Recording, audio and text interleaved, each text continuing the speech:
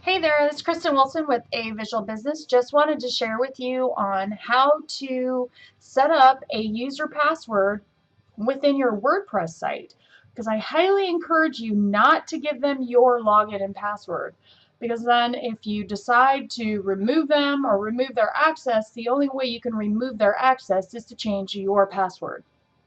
So I've had a plugin that I've used that I've needed to give out admin access, as well as my Aweber email marketing campaign. I've had them log in. I've had my web designer logged in. I've gone through a different web designer, and it's really helpful to be able to give access to other people. Similarly, I also give access for my guest bloggers. So this way they have access to post a blog and just that information, and they don't have the access to change my plugins and to look at some of the other things in the back end of my dashboard of my website. So create a user password for each person that needs to use it in your business, or that anybody that works with you. So you'll go to your website and click back to your dashboard.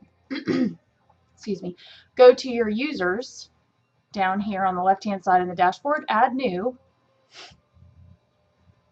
and then you're just going to give them a username. I a lot of times do a combination of initials, full names, first and last name. So you can do, like, for first name, first, and then last. And then the email, of course, is going to be the email that they're going to get access to. So you're going to want to make sure it's a correct email address and it's one that they check, so they'll get notification of it.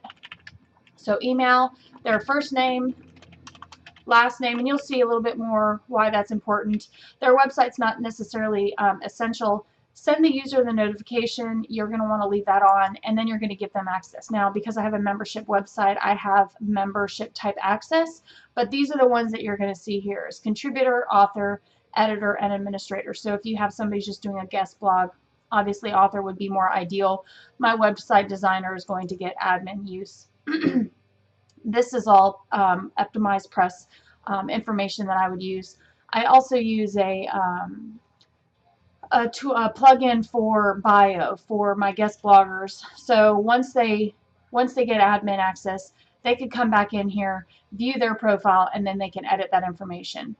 So then you'll click on show password. It's going to show you a long one. I would highly suggest go ahead and leaving this as is. Don't create some funky, fun little password. The harder, the better, because you want your website to be secure. And then encourage them to change them and use a password that is strong. And the WordPress will do an auto generation, will generate a password that's very strong. And again, I would highly suggest that.